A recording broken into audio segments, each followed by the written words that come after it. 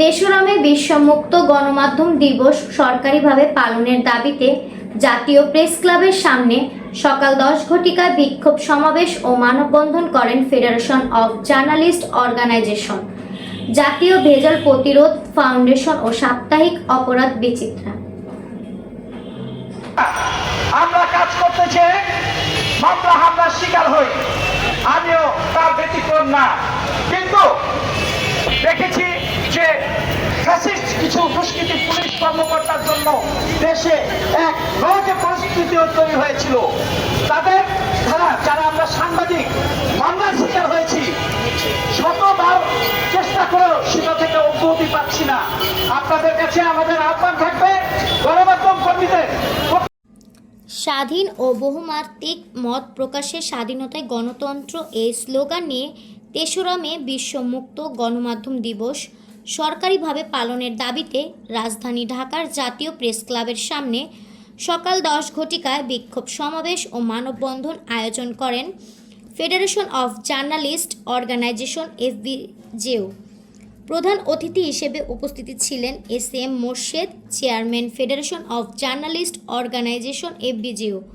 সভাপতিত্ব করেন SM হানিফ আলী, মহাসচিব federation of journalist organization FBJO। সঞ্চালনায় ছিলেন KM মাসুদুন নবী নুহু, ধর্ম বিষয়ক সম্পাদক FBJO।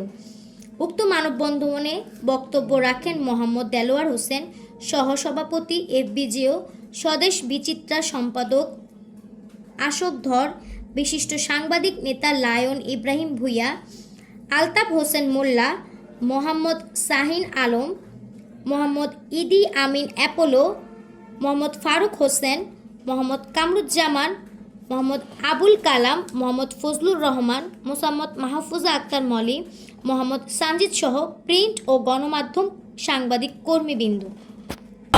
আজকে সাংবাদিকরা মাঠে ময়দানে কাজ করতে গেলে হামলা মামলার শিকার হয়, নির্যাতিত হয় এবং গুম হয়। আমি আজকে সরকারকে জানিয়ে দিতে চাই, সরকার গণমাধ্যম কর্মীরা যাতে স্বাধীনভাবে কাজ করতে পারে তাহা নিশ্চিত করতে হবে। সাংবাদিকের অধিকার আদায় করার জন্য সরকারের সিদ্ধান্ত গ্রহণ করতে হবে। আমাদের এক সাংবাদিক ঢাকা প্রেস ক্লাবের সাংগঠনিক সম্পাদক ছিলেন অ্যাপোলো, ইদি আমিন অ্যাপোলো, তাকে অহেতুকভাবে ধরে নিয়ে যাওয়া হয়েছিল এবং তাকে ডাকাতি মামলা দেওয়া হয়েছিল। তার কারণ ছিল তিনি একটি রাজনৈতিক দলের সাথে একটু জড়িত ছিলেন। যাও, এটা আমি বলতে চাই না। এই অ্যাপোলোর মিথ্যা মামলা প্রত্যাহারের দাবি জানাচ্ছে আজকের এই অনুষ্ঠান থেকে। এছাড়াও আমরা দেখেছি প্রতিনিয়ত সাংবাদিকদের নামে মামলা হচ্ছে। এছাড়াও আমি বলবো পিআইবিতে ট্রেনিং এর জন্য পিআইবির কাছে গেলে বলে ঢাকা প্রেস ক্লাবের সভাপতি সম্পাদকের স্বাক্ষর লাগবে। কেন স্বাক্ষর লাগবে? আমরা যারা সম্পাদক আছি, সম্পাদক মণ্ডলী যদি লিখিত দেয় তাহলে প্রেস ক্লাবের কেন অনুমোদন লাগবে? এটাই হচ্ছে আমার বড় কথা। প্রেস ক্লাব একটা কুক্ষিগত করে রেখেছে। এরা সব সময় সাংবাদিকদের অন্যান্য সাংবাদিকদের তারা অবহেলার চোখে দেখে এবং বৈষম্যমূলক আচরণ করে হয়েছে এবং সারা দেশের সাংবাদিকদেরকে, অগণিত সাংবাদিকদেরকে ডিজিএফআই কর্তৃক, সেই ফ্যাসিবাদ সরকারের ডিজিএফআই কর্তৃক হয়রানি করা হয়েছে, পত্রিকা বন্ধ করা হয়েছে এবং অন্যভাবে জেল জুলুমের শিকার হয়েছে। আজও সেই ডিজিটাল মামলাগুলো কোর্টে পরিচালনা হচ্ছে, সেই ডিজিটাল আইনের মামলাগুলো এখনো পরিচালিত হচ্ছে। আমরা তীব্র নিন্দা জানাই। আমরা এই জোট সরকারের অর্থাৎ তত্ত্বাবধায়ক সরকার আমাদের আইনমন্ত্রী বলেছেন যে তিনি এই ডিজিটাল নিরাপত্তা আইনগুলো বাতিল করে দিবেন, কিন্তু তারা এই বাতিল করছেন না।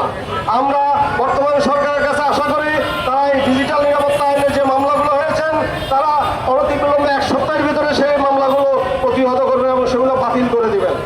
আমরা এই ছাত্র জনতার আন্দোলনে আমরা সরাসরিভাবে অংশগ্রহণ করেছি।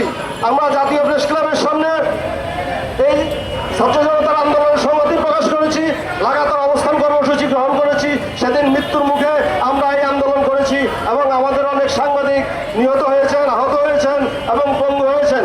আমি স্মরণ করি সেই 1971 সালে যারা মুক্তিযুদ্ধে অংশগ্রহণ করে নিহত হয়েছেন, পঙ্গু হয়েছেন, এবং 2024 সালের এই ছাত্র জনতার আন্দোলনে যারা নিহত হয়েছেন, ছাত্র জনতার আন্দোলনে আমাদের যে সকল সাংবাদিক নিহত হয়েছেন, পঙ্গু হয়েছেন, নির্যাতিত হয়েছেন, আমরা তাদেরকে স্মরণ করে আজকের এই অনুষ্ঠানে আমরা তাদেরকে স্মরণ করছি।